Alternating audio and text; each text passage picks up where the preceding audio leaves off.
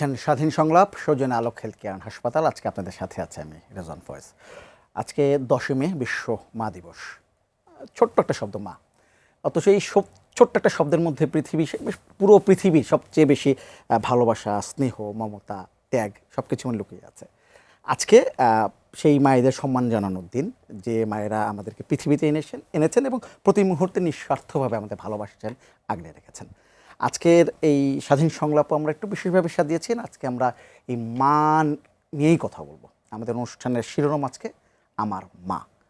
দুজন অতিথি আছেন আমাদের সঙ্গে, একটু পরিচিত হয়নি। আমার সঙ্গে আছেন বিএনপি সংসদ সদস্য নীলুফার চৌধুরী মনি এবং আছেন অভিনেতা ও সঙ্গীত শিল্পী ফজলুর রহমান বাবু। সবাই চেনেন দুজনকেই। আমরা মা নিয়ে কথা বলবো। একটু বাবু ভাই আপনাকে জিজ্ঞেস করি তো, মায়ের কথা শুনতে শুনতে যেমন হাসি চলে আসে, সেই সঙ্গে চোখে পানি চলে আসে কেন? মা শব্দটার মধ্যেই আসলে এত মায়া, এত মমতা, এত ভালোবাসা। ভালোবাসার জায়গা থেকেও তো চোখে পানি আসে। আমি যেমন আমার মায়ের কথা, অনেক স্মৃতি, মার সাথে তো স্মৃতির কোনো শেষ থাকে না। তো আমি আমার মায়ের কথা যখন মনে করি, আমার ভেতরে এক ধরনের কষ্ট হয়, আমার ভেতরে এক ধরনের দুঃখবোধ তৈরি হয়। সেটা হচ্ছে এই কারণে হয় যে আমার মা আসলে মানুষ হিসেবে একটা দুঃখী মানুষ ছিলেন।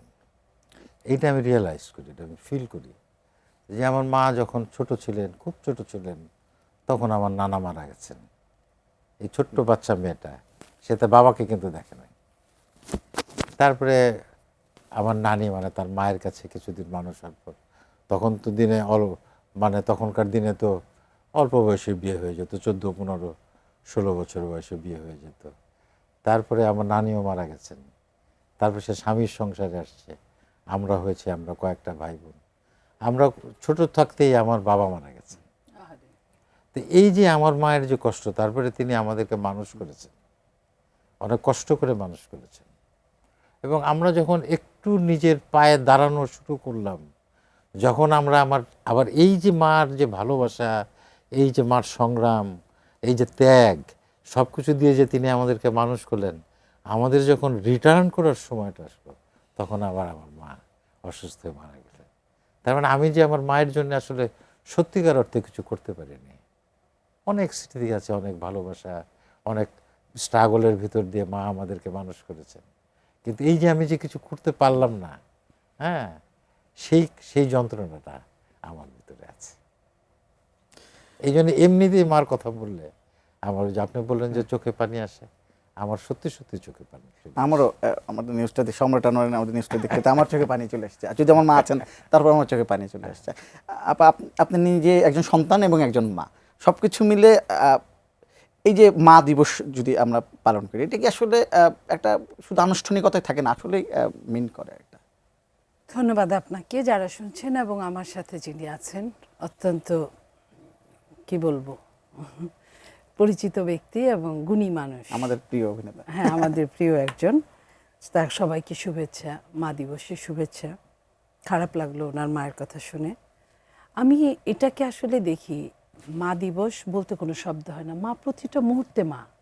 মা ডাকটার মধ্যে একটা অস্তিত্বের একটা টান অনুভব করা যায় মা শব্দটার সাথে। পৃথিবীর যে শব্দ দিয়েই মম ডাকে, যে পৃথিবীতে এক এক দেশে এক একটা ডাকে, কিন্তু প্রত্যেকটার মধ্যে আলাদা একটা অনুভূতি কাজ করে, একটা হৃদ্যিকতা কাজ করে। সেটার জন্য আসলে কোনো দিবস লাগে না। তবে দিবসটারও একটা দরকার আছে, এই কারণে যে ওই দিবসটা এমন হতে পারে যে মা দিবসে কেউ না কেউ কোনো না কোনো কাজের মুহূর্তেও ওই দিন চিন্তা করতে পারে যে আমার মা আমার জন্য কতটা ছিল, আমার কতটা করা উচিত ছিল, আমি কতটা করতে পেরেছি। যেটা উনি বললেন যে কিছু করার আগেই পৃথিবী ছেড়ে ওনার মা চলে গেছেন। এই যে করতে না পারার একটা অসহায়ত্ব, যন্ত্রণা, সেই জিনিসটা, কিংবা আমরা থাকতেই কতটা করতে পারি, কতটুকু খোঁজ নিতে পারি। একটা হ্যালো বলে খোঁজ নেওয়াটার কিন্তু ওর কোনো খোঁজ নেওয়ার মধ্যে পড়ে না। অথচ জীবনটা এত কঠিন যে চাইলেই আমি উড়াল দিয়ে যেতে পারি না। আমিও মা হয়েছি, আমারও একটা সংসার হয়েছে, সেখানে একটা টানা পড়েন আছে, আমার বাইরে কাজ আছে, আমি বাইরে কাজ করি। তো এগুলো সব কিছু মিলে যদি আরও দূরে হয়, তার আরও সমস্যা, যার যেতে লাগে 6-7 ঘন্টা, ফিরতে লাগে 6-7 ঘন্টা। সব কিছু মিলে মাকে ফিল করা যায়, কিন্তু ওইভাবে হয়তো বলা যায় না যে মা তোমার জন্য আসলে আমি আজকে এই পর্যন্ত আসতে পেরেছি, আমি তো আমার এটা হতে পেরেছে। এই জায়গাটা একটা মায়ের অস্তিত্ব, যেমন একটা সন্তান, ঠিক সন্তানের অস্তিত্ব মা বা বাবা, কিন্তু সন্তান যতটা এটা না বুঝে, সন্তান যখন আবার সন্তান জন্ম দেয়, ওই সন্তানের দিকে তাকিয়ে কিন্তু নিজের মায়ের কথা, বাবার কথা মনে পড়ে যে তারাও আমাকে এই কষ্ট করে মানুষ করেছে, বড় করেছে। আমি যেমন সারা রাত জেগে, আমি সন্তান সম্ভবা, আমি সারা রাত জেগে বসে আছি, পাশে আমার হাজব্যান্ড ঘুমাচ্ছে। এই যে বসে থাকা কষ্টের, এই যে দম বন্ধ হওয়া, শুইতে গেলেই দম বন্ধ হয়ে আসা, হ্যাঁ, এই যে এত কষ্ট, এই কষ্টটা কিন্তু আমার মা আরও বেশি করেছে, কারণ আমি কিন্তু বিজ্ঞানের ছোঁয়া পেয়েছি আরেকটু বেশি ওনার চেয়ে। আমি কিন্তু একটা ঢাকা শহরের মতো একটা সিটিতে থাকি, আমার মা মোফাজ্জলে ছিল, সেইখানে হয়তো সেইভাবে, যেইভাবে একটা ডাক্তার দরকার সেইভাবে উনি ওই ডাক্তারটা পায় নাই, যেভাবে একটা নার্সিং দরকার সেইভাবে উনি হয়তো নার্সিং পায় নাই। একটা সময় ছিল, এখনও অনেক প্রত্যন্ত অঞ্চলে এটা হয়, মেয়েরা যখন সন্তান সম্ভবা হয় তখন একটা শ্রেণীর মানুষ তাদেরকে খাবার দাবার কমিয়ে দেয়, যে তার সন্তানটা ছোট হবে, তার সন্তানটা জন্মগ্রহণ করতে সুবিধা হবে, সে কষ্ট কম পাবে সন্তানটা। এটা যে একটা ভুল, এটা বোঝার জন্য কিন্তু কয়েকটা যুগ পেরিয়ে গেছে। এই যে যুগটা পেরিয়ে গেছে, ওনাদের কষ্ট, কিংবা একান্নবর্তী পরিবারে আরও কষ্ট, একান্নবর্তী পরিবারে প্রত্যেকটা পুরুষকে খাইয়ে, প্রত্যেকটা বাচ্চাদেরকে খাইয়ে তারপরে কিছু থাকলে তারা, এবং শেষ খাবারগুলো খুব ভালো যে পরে বউরা কিন্তু অতটা পায় না, যেটা আমরা যে সুবিধাটা নেই এখন, আমরা 2-3 জনে একটা সংসার, কারণ এখানে একান্নবর্তী পরিবার হওয়ার সম্ভাবনা কম থাকে, কারণ ম্যাক্সিমামই মোফাজ্জল থেকে আসা বা অন্য কোনো সিটি থেকে আসা, এই মানুষগুলো ঢাকায় থাকি আমরা। আমরা একান্নবর্তী, শ্বশুর বাড়ি গেলে সেখানে হয়ে যায় একান্নবর্তী, বাবার বাড়ি গেলে সেই দিন এই যে 2 দিনের অতিথির মতো। তো কিন্তু আমার মায়েদের কিন্তু ওইটা ছিল না, তারা কিন্তু 50 জন, 40 জন, 45 জন এক পাকে রান্না করে খেত, যেটা একটা ভাত নামাতে 2 জন লোক লাগতো, পাতিলটা নামাতে। সেই জায়গায় তারা যে খুব ভালো সবসময় খাওয়া পেতেন, আমি শুধু আমার মাকে বলছি না, আমি এই টাইপের সমস্ত মায়েদের জন্য কথা বলছি। তারা কিন্তু অনেক কষ্ট করে তাদের সন্তানকে বড় করেছে, অনেকটা হুমায়ুন আজাদের সেই মা কবিতাটার মতো, সেটা যেটা বলেছিলেন যে আমার মা ছিল আমাদের শ্রেণীর, আমাদের বর্ণের, আমাদের গোত্রের, বাবা ছিলেন অনেকটা আল্লাহর মতো, তার জ্যোতি দেখলে আমরা সেজদা দিতাম। এই যে এই টাইপের মাটা, তো সেই মাটার কথা বিশেষ একটা দিন স্মরণ করা, এই কথাগুলো সামনে আসার জন্য। বাট মা দিবসকে আমি কখনোই আলাদা দেখি না, প্রতিটা দিন মায়ের। কিন্তু ওই যে মানে আজকের দিনটায় রিয়ালাইজেশন করাটার জন্য আমি মনে করি এটার দরকার আছে।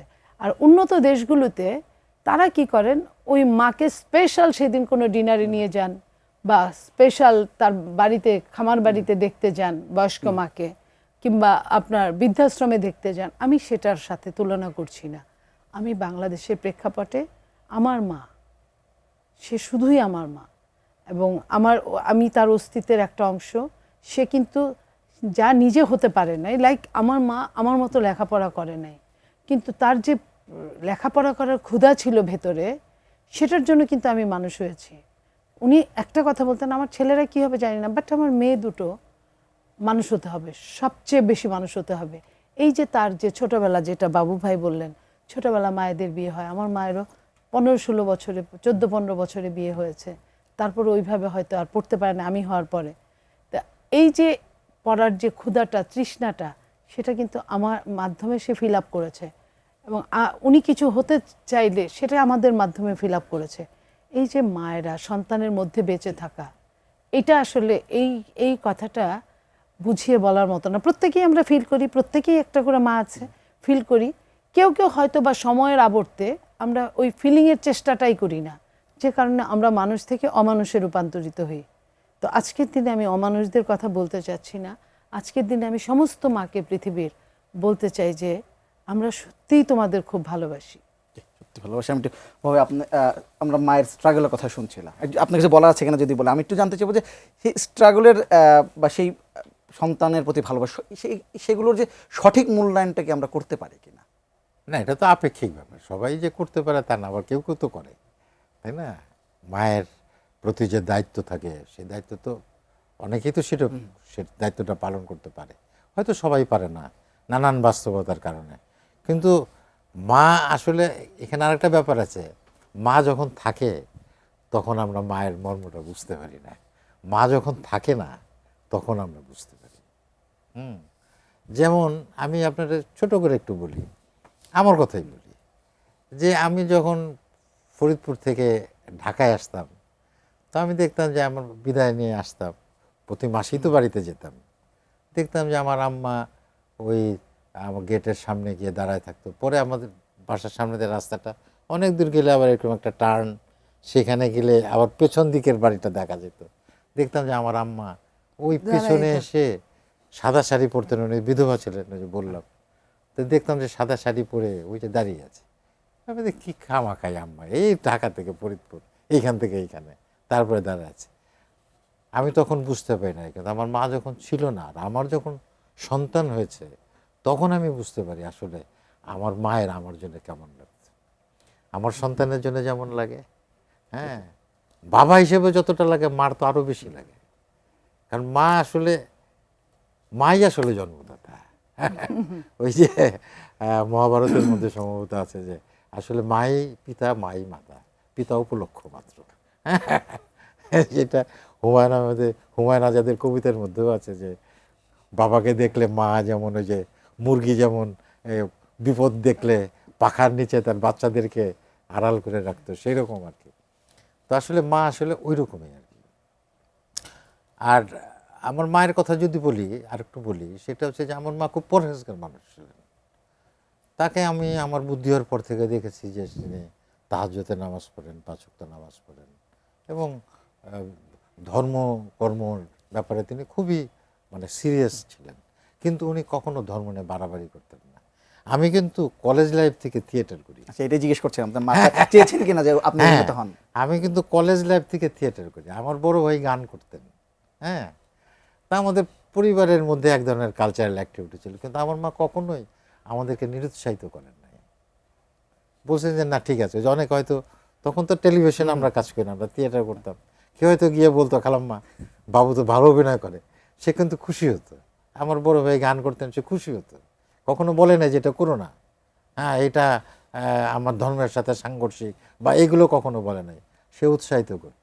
অর্থাৎ ধর্ম নিয়ে তার কোনো বাড়াবাড়ি ছিল না, মৌলবাদিতা ছিল না। হ্যাঁ, কোনো বাড়াবাড়ি ছিল না, এবং উনি সত্যিকার অর্থেই একটা সেকুলার মানুষ ছিলেন, যে তার ধর্মটা তার কাছে। তো মানুষ হিসেবে আমি যেটা বলতে চাই যে সত্যিকার অর্থে তারা কিন্তু মানুষ ছিলেন। আমি একটু এই যে আপনি বলছিলেন যে আপনার মার তুলনায় আপনি যখন এসেছেন তখন বিজ্ঞানের ছোঁয়াটা বেশি পেয়েছেন, ব্যবহারটা বেশি পেয়েছেন। আমি 2026 সালে যদি বলি, 26 সালে এসে মায়েদের সাথে সন্তানদের যে সম্পর্ক, সেটা আসলে কতটা পরিবর্তন এসেছে, আমি সেটা ইতিবাচক নাকি নেতিবাচক, আপনার কি মনে হয় আপনার সাথে আপনার সময়? দেখেন, আসলে 26 সালের যে এই প্রজন্মের বাচ্চারা, তারা মেন্টালি ভীষণ স্মার্ট, এবং এরা, আমি অনেক সময় বলি, এরা কম্পিউটার সন্তান। আসলে জন্মের পরে থেকে ওরা ওইভাবেই বেড়ে ওঠা। তো ওরা যেটা করে আমরা যা পারতাম না, এটাই আমরা এই অনুষ্ঠান শুরুর আগে বলছিলাম বাবু ভাইয়ের সাথে, আমরা যেটা আমাদের বাবাকে ভয় পেতাম, আমাদের মাকে অনেকটাই ভয় পেতাম। একদম পেতাম না তা না, অনেকটাই পেতাম। বিশেষ করে আমি একজন কন্যা সন্তান, আমার আব্রুটা কিভাবে সঠিকভাবে থাকতে হবে এটা আমার মা খুব মনিটরিং করতেন। বাট এই যুগে এসে আমরা কিন্তু তা পারি না। আমাদের সন্তানরা, তারা বুঝে, আমরা যতই মনে করি যে তারা ফার্মের মুরগির মতো ঘরের মধ্যে মানুষ হচ্ছে, আসলে তারা তা না। তারা ওই নেট জগতের পৃথিবীটা তারা দেখে ফেলে। তাদের পৃথিবীটা 1 মিনিটের ব্যাপার, খালি সার্চ দেওয়ার ব্যাপার, কোথায় কি হচ্ছে না হচ্ছে তারা এটা জানে। এবং তাদের সাথে আমাদের সম্পর্ক একটু আপগ্রেড।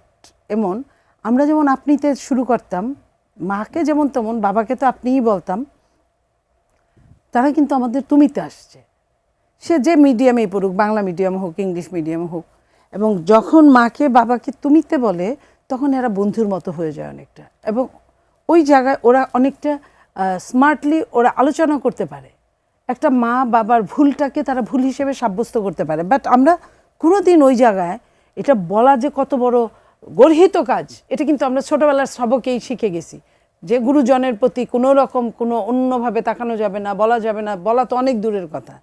কিন্তু এই যুগের সন্তানরা কিন্তু তারা বলে, আবার তারা কিন্তু সঙ্গেই লেগে থাকে।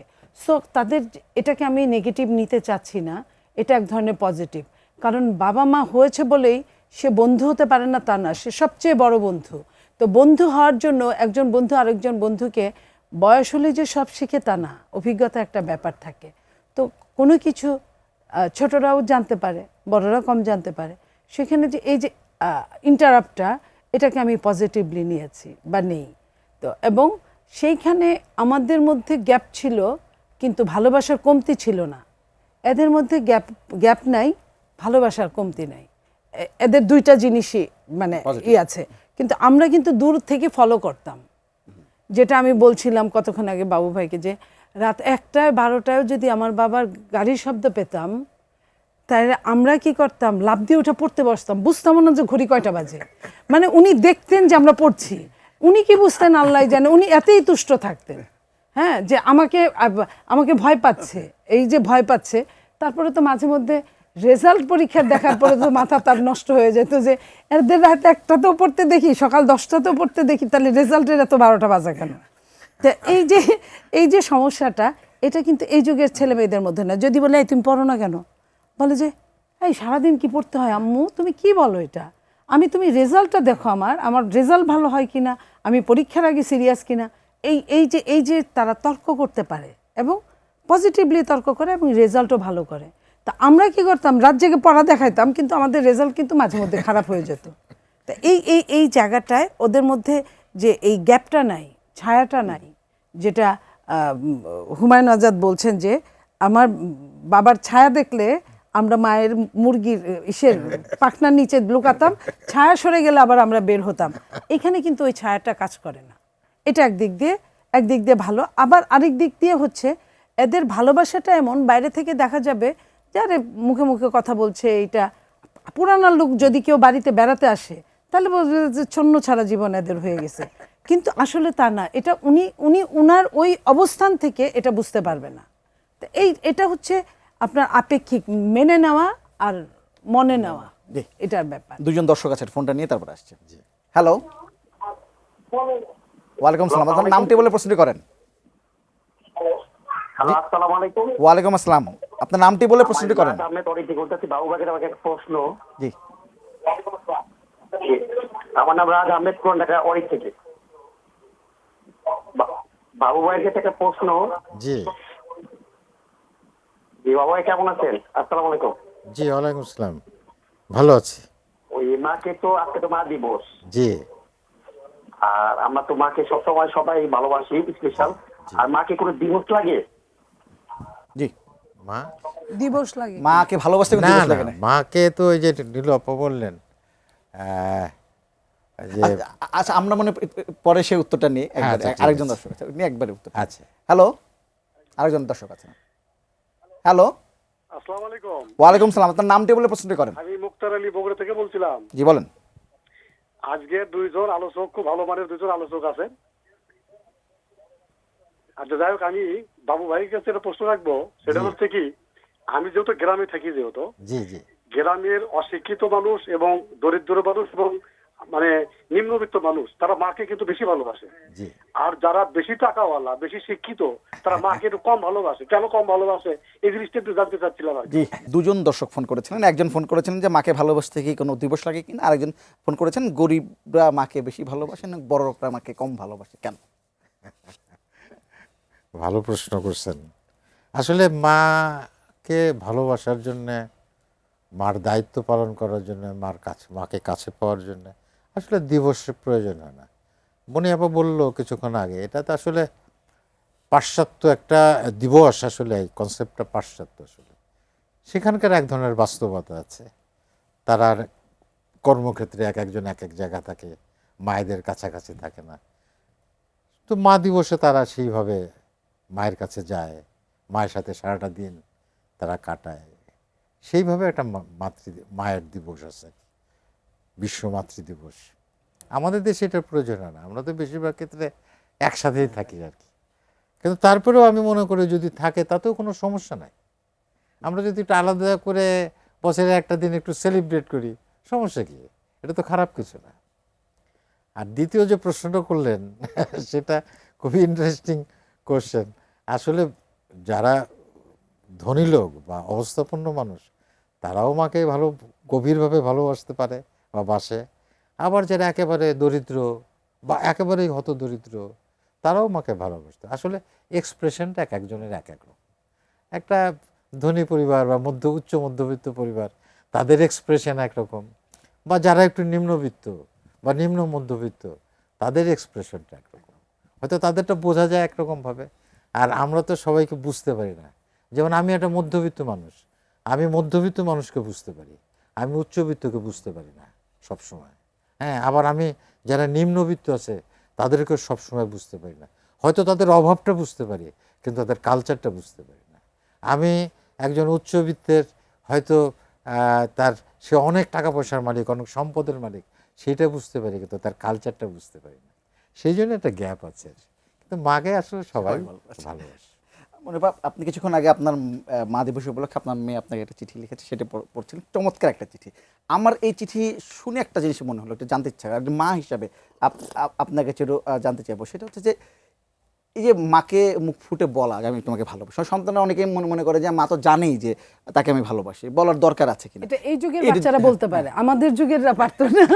এটা কতটা জরুরি, আসলে জরুরি কিনা, মাকে প্রত্যাশা করে কিনা? শোনেন, এই যে আমরা কাউকে ভালোবাসি, মানে আমাদের লাইফ পার্টনার বা আমাদের প্রেম ভালোবাসা যাদের সাথে, সেটা মানুষ তারাও কিন্তু জানে যে ভালোবাসে, কিন্তু বলে কেন? এটা বললে ভালো লাগে। এই যে ভালোটা, একটা সন্তান যখন মাকে বলবে, সত্যি যাওয়ার সময় একটু হাক করে বলবে যে আমি তোমাকে সত্যিই ভালোবাসি, মাটার দেখবেন সারাটা দিন ভালো যাবে। একটা ছোট্ট জিনিস আনলো, সেটা যদি তার স্ত্রী সন্তানের পাশাপাশি মায়ের জন্য ছোট্ট একটা গিফট আনলো, সেটা যে মা আমি এটা তোমার জন্য, দেখবেন ওনার যে একটা অংশীদারিত্ব আছে, ওনার যে একটা ভালো লাগা আছে। একটা সময় মা নিজে না খেয়ে বাচ্চাটাকে খাইয়েছে, নিজে ভালো একটা কাপড় না পরে বাচ্চাটাকে পরিয়েছে। এই যে নিম্ন মধ্যবিত্তর গল্প আমরা করছি, তো সেই জায়গায় সেই মাটাকে ওই সম্মানটা, আসলে মায়ের ঋণ তো কোনো দিন শোধ করা যাবে না। সেই জায়গায় কিছুটা এখানে শান্তি দেওয়া, এই শান্তি দেওয়াটাই তো সাকসেস। আমি সফল, আমার মা সফল। এই যে মাটা মনে করবে আমি যে আমার বাচ্চাটাকে মানুষ করতে পেরেছি, এটা আলহামদুলিল্লাহ। এই আলহামদুলিল্লাহ বলার মতো মানুষ খুব কম আছে। যেটা বাবু ভাইকে একজন প্রশ্নকর্তা জিজ্ঞেস করলেন যে ধনীরা কেন গরিবদের থেকে কম ভালোবাসে, এখানে কিন্তু কিছুটা ইকোনমিক্যাল দিক আছে আমার দৃষ্টিতে। এটা যে ধনী কিন্তু মনে করে যে আমার মা তো না খেয়ে মারা যাবে না, আমার যদি ভুল না হয় বাবু ভাই, আমার মা তো ভালোই থাকবে, হয়তো বা তার যে মেন্টাল ক্রাইসিসটা, এটা কিন্তু সে সুদ পাবে না, সেখানে সে দরিদ্র। কিন্তু গরিবরা মনে করে আমার মাকে একটুখানি ভালো খাবার দেই, একটুখানি ভালো ঘুমাইতে দেই, একটুখানি, এটার জন্য সে তার জীবনটা একটা জায়গায় নিয়ে যায়। তো এইখানে এই জিনিসটা ইকোনমিক্যাল একটা জায়গাও অনেকটা কাজ করে। আমরা মনে করি যে আরেকটা যেটা যে আমরা নেগেটিভ প্রতিযোগিতায় মত্ত, আমরা যে দেশে বাস করি, এই নেগেটিভ প্রতিযোগিতাটা আমাদের সংসার থেকে শুরু করে রাষ্ট্র পর্যন্ত সবখানে বিস্তীর্ণ। এই সংসার থেকে রাষ্ট্র পর্যন্ত একজন ছেলের বউ যখন ঘরে আসে, শাশুড়ি তখন অত্যাচারী হয়। সেই ছেলের বউটা যখন শাশুড়ি হয়, তখন কিন্তু তার ছেলের বউটা অত্যাচারিত হয়। তো এই যে যুগে যুগে এই জায়গাটা তখন একটা ছেলে চাইলেও ওইভাবে তার মা বাবাকে টানা পূরণে সারাদিন ব্যস্ত থাকে জীবিকার জন্য, ওইভাবে হয়তো করতে পারে না। সংসারের কিন্তু অশান্তিটা ওইখান থেকে শুরু হয়। আপনি দেখবেন মেয়ে নির্ভর যারা, তারা কিন্তু তাদের বাবা মারা তুষ্ট কেন জানেন? মেয়ে 10টা কাজ থাকলেও তার একটা কান খাড়া থাকে, আমার মা বাবা কেমন আছে। যদি দরিদ্র হয় তাহলে আরও চিন্তা করে যে আমি এত ভালো ভালো খাচ্ছি, আমার মা বাবা জানি কি খাচ্ছে। যদি কর্মজীবী হয়, যত কষ্টই হোক, সে ওইখান থেকে কিছুটা বাবা মাকে দেওয়ার জন্য আপ্রাণ চেষ্টা করে, স্বামীকে তার শ্বশুরবাড়িকে কনভিন্স করে। এই যে এই জায়গাটায় ছেলেটা কিন্তু এখানে মানে আপনার দরিদ্র, এই কারণে যে সে যদি ভালো স্ত্রী না পায়, ওইখানেও কিন্তু নারী ভালো স্ত্রী না পায়, তাহলে কিন্তু তার সংসারটা একদম পুরোপুরি জাহান্নামে পরিণত হয়। তো ওই স্ত্রী আবার যখন শাশুড়ি হয়, তারও কিন্তু একই অবস্থা হয়। আমরা বৃদ্ধাশ্রমের অনেক গল্প কবিতা কিন্তু পড়েছি। তো এই জায়গা থেকে আমরা, ছেলেটা কিন্তু ওই জায়গা থেকে বের হতে পারে না, বাট মেয়েটা কিন্তু ওই জায়গা থেকে এই প্রজন্মে বের হতে পারে। যে কারণে আমি গত বছরের হিসাবটা বলি, ঢাকা বিশ্ববিদ্যালয়ে 53% নারী পড়ালেখা করে। এটা কোনো না কোনো বাবাদের অবদান ছাড়া তো সম্ভব না। বাংলাদেশের সমস্ত মেডিকেল বিশ্ববিদ্যালয় কলেজগুলোতে 65% গত বছরের রিপোর্ট ছিল, 65% নারীরা চান্স পেয়েছে। এইখানেও কিন্তু বাবা মা তারা কিন্তু এখন বুঝে যে আমার মেয়েটা আমাকে শেষ জীবনে আমাকে দেখভাল করবে। এই দেখভালের জন্য কিন্তু এখন পুরুষ যেমন পড়ালেখা করে, নারীও ওরকম পড়ালেখা করে। তা আমি মনে করি যে এই জায়গাগুলোর যদি চেঞ্জ না আসে, তাহলে আমাদের মারা অবহেলিতই থাকবে।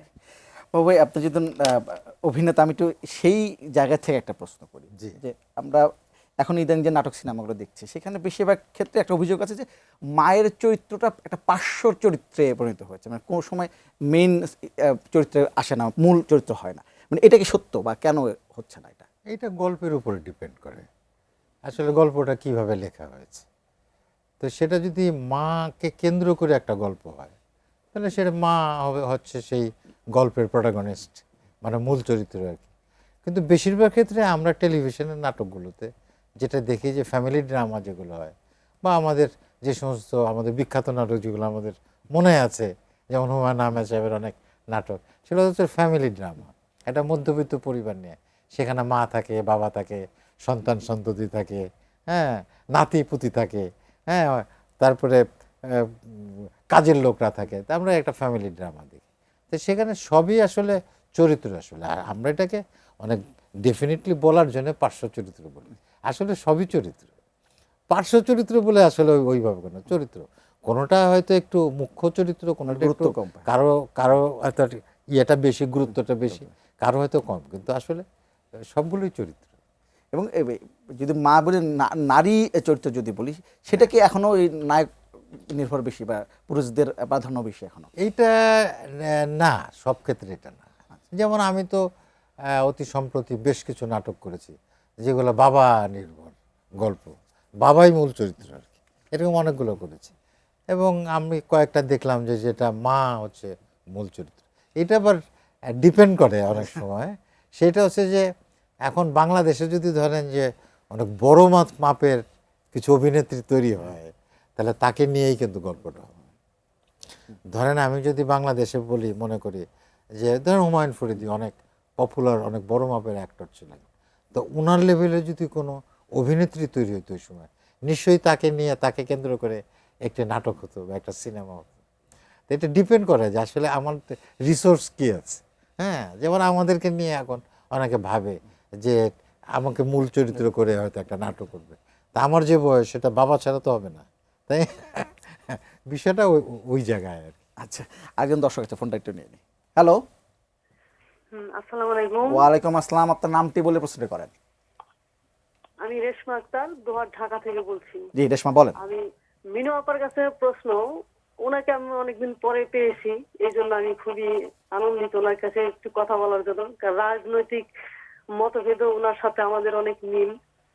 আমার প্রশ্ন হলো যে কর্মজীবী মা এখন অনেক, সরকারি বলেন বেসরকারি বলেন, তারা কিন্তু তাদের বাচ্চাকে কাছে রেখে কাজ করতে পারে না। যেমন ধরেন প্রাইমারি স্কুলগুলোতে এখন অনেক মহিলা, তা তাদের বাচ্চাকে স্কুলে নিয়ে গেলে অন্তত 2 বছর যখন বুকের দুধ খায়, দেখা যায় তাদের অফিসাররা তাদেরকে অনেক রাগারাগি করে, বাচ্চা আনবেন না। এই বিষয়ে মানে একটু কর্মঘণ্টার দিক দিয়ে আপনাদের সরকারের কি চিন্তা ভাবনা আছে? রেশমা নামে একজন কর্মজীবী মা ফোন করেছিলেন। তিনি বলেছিলেন যে কর্মস্থলে তাদের যে কর্মঘণ্টা সেটি কমানো যায় কিনা, কিংবা আমি যদি আরেকটু অ্যাড করি, যারা কর্মজীবী নারী যারা যেখানে কাজ করেন এবং যাদের বাচ্চা আছে, তাদের জন্য ডে কেয়ার সেন্টারটা তৈরি করা যায় কিনা। আমরা এটা নিয়ে কাজ করছি, ইতিমধ্যে আমরা এটা নিয়ে কথা বলেছি বিভিন্ন স্কুল কলেজের সাথে। আমরা সেমিনারে, রেশমা আপার জন্য আমার এইটুক বলার, আমাদের সরকার সর্বোচ্চ চেষ্টা করবে অন্তত ডে কেয়ার সেন্টার। একটা শিশুর পরিপূর্ণতা তার মাকে ছাড়া হয় না, এবং যে মাটা সারাদিন শিশুকে রেখে বাইরে থাকে তার অপুষ্টির খুবই অভাব হয়। এবং আমরা চাই আজকের সন্তান যদি আগামী দিনের ভবিষ্যৎ হয়, রাষ্ট্রনায়ক হয়, তাহলে এই সন্তানটার দায়িত্ব কিন্তু রাষ্ট্রের। যদিও আমাদের সামর্থ্য নাই রাষ্ট্রকে ওইভাবে রাষ্ট্র পরিচালিত করবে, তো যেটুকু পারি আমরা চাইব যে আগামী দিনে যাতে ডে কেয়ার সেন্টারগুলো, প্রত্যেকটা প্রতিষ্ঠানগুলো, বড় বড় প্রতিষ্ঠান এবং মাঝারি ছোট প্রতিষ্ঠানে, অন্তত যে প্রতিষ্ঠানে হওয়া সম্ভব না কম মা থাকে, সেখানেও যেন একটা রুম থাকে যেখানে দুইটা দোলনা দিয়ে তার বাচ্চাটাকে রাখা যায়, বা 4-5 বছরের বাচ্চাটাকে একটা আয়ার কাছে রাখা যায়। সেই জায়গা থেকে আমরা চেষ্টা করব, এবং অবশ্যই এটা আপনার এক ধরনের পরীক্ষা বলতে পারেন, চ্যালেঞ্জ বলতে পারেন। আর কিছু পারি না পারি, আপনাকে আমি কথা দিচ্ছি আমি মহান জাতীয় সংসদে আপনার কথাটা তুলব, আপনাদের মতো মাদের কথাটা আমি তুলব। ধন্যবাদ। বাবা ভাই, আমি আসলে শেষ দিকে চলে এসেছি। আমি আপনাকে একটু আজকের দিনে মা দিবসে যদি কোনো বার্তা থাকে সেটি যদি একটু আপনার কাছে জানতে চাই। বার্তা বলতে একটু বলি, একটু বর্তমান সময়ের কথা বলি। আমরা কিন্তু গত বেশ কিছুদিন ধরে দেখছি যে বাংলাদেশে একটা হামের প্রাদুর্ভাব হয়েছে, এবং আমরা প্রতিদিনই দেখছি অনেক মায়ের কান্না হাজারি দেখছি, শিশু সন্তানরা মারা যাচ্ছে। সেই মায়েদের সমবেদনা বা শোক জানানোর ভাষা আমার নাই। একটা ছোট সন্তান 1 বছর 1.5 বছর বয়স। তো আমি একটা কথাই বলতে চাই যে যেহেতু মনি আপা এখানে আছেন, মাননীয় সংসদ সদস্য, এই মায়ের বুক যেন খালি না হয় তার জন্যে সরকারের তরফ থেকে যতটুকু করা দরকার। এবং আমাদের রাজনীতিতে একটা অদ্ভুত সংস্কৃতি আছে, দোষারোপের সংস্কৃতি। আমরা সেটা ভুলে গিয়ে আমরা যেন আমাদের সরকার যেন খুব দ্রুত একটি পদক্ষেপ নেন, এবং আমরা যেন আর কোনো মায়ের এই কান্না, এই আহাজারি যেন না দেখি। মায়ের চোখের কান্না আসলে আমাদের সহ্য হয় না, আমাদের ভালো লাগে না। সেটাই বলতে চাই যে আমরা শেষ করব, পৃথিবীর সকল মায়েরা ভালো থাকুক, হাসি মুখে থাকে। আমরা শেষ করব আপনার একটা মাকে নিয়ে একটা গান আপনার কণ্ঠে শুনতে চাই খালি গলায়। তো একটু সময় দিলাম আপনাকে। এর আগে আপনি যদি 30 সেকেন্ডে কোনো বার্তা থাকে। আমি বাবু ভাইয়ের ওই কথাটাই বলতে চাচ্ছি, দোষারোপের রাজনীতি একদমই করলাম না, কিন্তু আমি যে পরিস্থিতির শিকার এটা তো বলতে পারবো। ইন্ট্রিম সরকার মাঝখানে 18 মাস ছিল, আমি কিন্তু দোষারোপের রাজনীতি করছি না। ওনারা একটা হামের টিকাও ইম্পোর্ট করে নাই, এবং এর আগে যে আওয়ামী লীগের সরকার ছিলেন তারাও কিন্তু আপনার 20-21-এর পরে থেকে, করোনার পরে থেকে কোনো ইম্পোর্ট করে নাই। যে কারণে আপনার এই সরকার আসার সাথে সাথে তো জানার কথা না, তারপরও এই সরকার যখন এটা জেনেছে সাথে সাথে ইউনিসেফের কাছ থেকে এনেছে। আপনারা জানেন সরকারি টাকাগুলা ছাড় দিতে কিন্তু অনেকটা সময় লাগে। করোনার কিছু টাকা ছিল, আমাকে স্বাস্থ্যের ডিজি এই কথাটা বলেছেন, করোনার কিছু টাকা ছিল, কিছু বাকিতে এই সন্তানদের টিকা দেওয়ার ব্যবস্থা করেছে। বাট যারা ইতিমধ্যে আক্রান্ত হয়ে গেছে, এইখানে তো মানে এই সরকারের, আজকের সরকারের কিছুই করার নাই, শুধু আল্লাহর কাছে মানে ক্ষমা চাওয়া যে আল্লাহ তুমি এই বাচ্চাগুলোকে ভালো করে দাও, সুস্থ করে দাও যারা আছে। এবং আমি আবারও বলছি, একটা মানুষকে মারার জন্য যদি 302 ধারায় সর্বোচ্চ শাস্তি মৃত্যুদণ্ড হয়, এই যে প্রায় 400-র কাছাকাছি সন্তান যে আমাদের মারা গেল, এটার জন্য যাদের গাফিলতির জন্য এটা হলো তাদের কি করা উচিত? আমি এই জাতির কাছে এই প্রশ্নটাই রাখতে চাই। বাবু ভাই, একদম শেষ পর্যন্ত চলে এসেছি। পৃথিবীর সকল মায়ের প্রতি শ্রদ্ধা ভালোবাসা জানিয়ে আপনার একটা পরিবেশনা দিয়ে আমরা অনুষ্ঠান শেষ করব। মায়ের তো অনেক গান আছে, আমার শরীরটা খুব একটা ভালো না, হয়তো দম নিয়ে গাইতে পারবো না, 2-1 লাইন গাই। তো একটা চলচ্চিত্রের গান আছে, এটা আমার খুব মনে পড়ে আর কি, যে এটা সম্ভবত খান আতা সাহেবের সুর করা এবং লেখা গান, যে মায়ের মতো আপন কেহ নাই রে, মায়ের মতো আপন কেহ নাই, মা জননী নাই রে যাহার, ত্রিভুবনে তাহার কেহ নাই রে, মায়ের মতো আপন কেহ নাই রে, মায়ের মতো আপন কেহ নাই। দমটা নিতে পারি না। ধন্যবাদ। এবং আসলে মায়ের যে আপন আর কেউ নেই পৃথিবীতে কোনো হবেও না। আপনাদের দুজনকে ধন্যবাদ আমাদের অনুষ্ঠানে আসার আপনাদেরকে জন্য। ধন্যবাদ। এবং মা দিবসে আপা আপনাকে আবারও বিশেষভাবে অভিনন্দন এবং শ্রদ্ধা। বাবাকে শ্রদ্ধা করবেন। দর্শক, আজকের পর্ব আমরা এখানেই শেষ করবো। আগামী পর্বে নিশ্চয়ই আবার দেখা হবে। ততক্ষণ পর্যন্ত ভালো থাকবেন, সুস্থ থাকবেন, অবশ্যই অবশ্যই এটিএনের সঙ্গে থাকবেন।